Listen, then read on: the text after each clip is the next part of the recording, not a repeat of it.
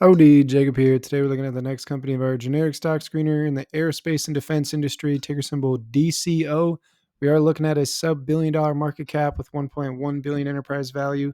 So first thing I'm looking at is their insider ownership, and we see 17.4% held by insiders. That's going to be make you feel better as the owner of this business if you do want to purchase shares, because their management, CEO, CFO board has a 17% interest in the business. So they're going to likely do what's best for you as the shareholder, because they themselves are heavy shareholders of the business.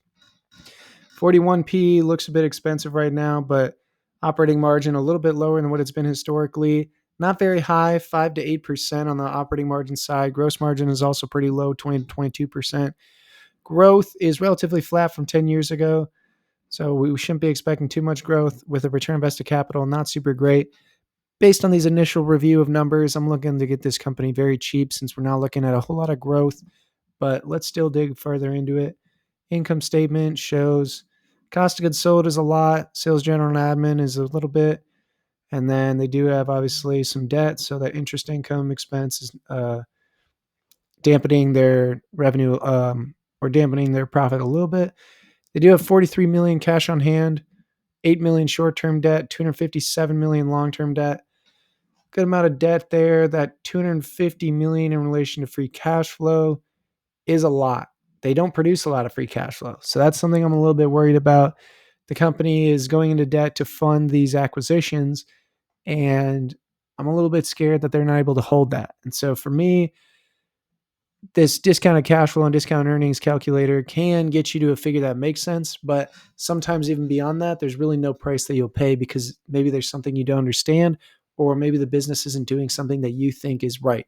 And so with them having, doesn't look like a lot of debt, 250 million doesn't look like a terribly amount of debt in relation to their assets, but in relation to their free cash flow, which is going to be what they use to pay off this debt, they produce maybe 30 million in free cash flow, and that's being extremely generous on average. And so here they had to sell off assets and capital expenditures just to make some heavy free cash flow. So, I mean, this might be enough to turn me off, but I'm still going to finish the video. From growth here, probably not looking at much. I think they can probably grow 3%. I do think that debt is a little bit concerning to me, so I'll give them a little bit dampened P price to free cash flow.